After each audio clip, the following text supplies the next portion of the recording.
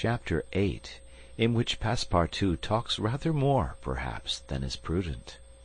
Fix soon rejoined Passepartout, who was lounging and looking about on the quay, as if he did not feel that he at least was obliged not to see anything. "Well, my friend," said the detective, coming up with him, "is your passport viséd?" "Ah, it's you, is it, monsieur?"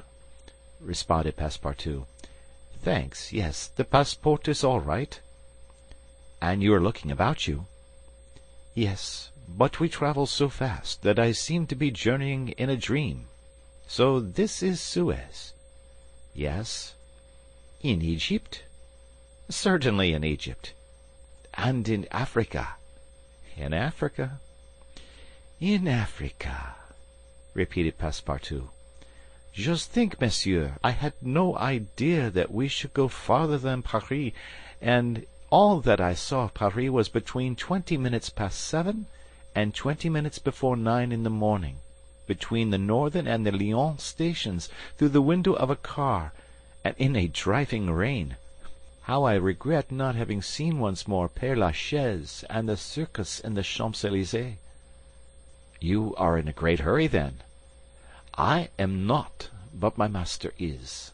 By the way, I must buy some shoes and shirts. We came away without trunks, only with a carpet-bag." "I will show you an excellent shop for getting what you want." "Really, monsieur, you are very kind." And they walked off together, Passepartout chatting volubly as they went along. "Above all," said he, "don't let me lose the steamer." "You have plenty of time, it's only 12 o'clock." Passepartout pulled out his big watch. "12!" he exclaimed. "Why, it's only 8 minutes before 10." "Your watch is slow." "My watch? A family watch, monsieur, which has come down from my great-grandfather. It doesn't vary 5 minutes in the year. It is a perfect chronometer, look you." "I see how it is," said Fix. "You have kept London time, which is 2 hours behind that of Suez. You ought to regulate your watch at noon in each country." "I regulate my watch? Never!" "Well, then, it will not agree with the sun." "So much the worse for the sun, monsieur. The sun will be wrong, then." And the worthy fellow returned the watch to its fob with a defiant gesture. After a few minutes' silence, Fix resumed. "You left London hastily, then?" "I rather think so. Last Friday at 8 o'clock in the evening, Monsieur Fogg came home from his club, and 3/4 of an hour afterwards we were off." "But where is your master going?" "Always straight ahead. He is going round the world." "Round the world!" cried Fix. "Yes, and in 80 days. He says it is on a wager, but, between us, I don't believe a word of it. That wouldn't be common sense. There's something else in the wind." "Ah, Mr. Fogg is a character, is he?" "I should say he was." "Is he rich?" "No doubt, for he is carrying an enormous sum in brand-new banknotes with him. And he doesn't spare the money on the way, either.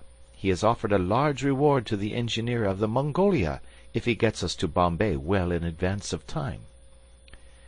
"And you have known your master a long time?" "Why, no. I entered his service the very day we left London." The effect of these replies upon the already suspicious and excited detective may be imagined. The hasty departure from London soon after the robbery, the large sum carried by Mr. Fogg, his eagerness to reach distant countries, the pretext of an eccentric and foolhardy bet, all confirmed Fix in his theory. He continued to pump poor Passepartout, and learned that he really knew little or nothing of his master, who lived a solitary existence in London, was said to be rich, though no one knew whence came his riches, and was mysterious and impenetrable in his affairs and habits. Fix felt sure that Phileas Fogg would not land at Suez, but was really going on to Bombay. "Is Bombay far from here?" asked Passepartout. "Pretty far. It is a 10 days' voyage by sea." And in what country is Bombay?" "India." "In Asia?" "Certainly." "The deuce! I was going to tell you that there's one thing that worries me. My burner." "What burner?" "My gas burner, which I forgot to turn off, and which is at this moment burning at my expense. I have calculated, monsieur, that I lose 2 shillings every 24 hours, exactly 6 pence more than I earn, and you will understand that the longer our journey—" Did Fix pay any attention to Passepartout's trouble about the gas? It is not probable. He was not listening, but was cogitating a project. Passepartout and he had now reached the shop where Fix left his companion to make his purchases, after recommending him not to miss the steamer, and hurried back to the consulate. Now that he was fully convinced, Fix had quite recovered his equanimity.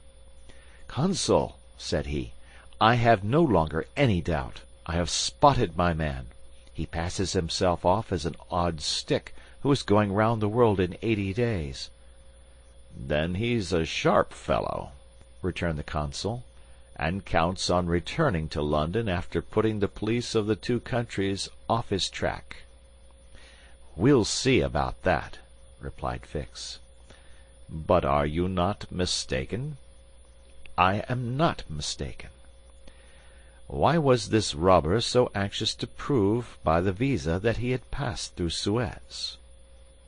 "Why? I have no idea. But listen to me." He reported in a few words the most important parts of his conversation with Passepartout. "In short," said the consul, "appearances are wholly against this man. And what are you going to do?" "Send a dispatch to London for a warrant of arrest to be dispatched instantly to Bombay. Take passage on board the Mongolia, follow my rogue to India, and there, on English ground, arrest him politely, with my warrant in my hand and my hand on his shoulder." Having uttered these words with a cool, careless air, the detective took leave of the consul, and repaired to the telegraph office, whence he sent the dispatch which we have seen to the London police office.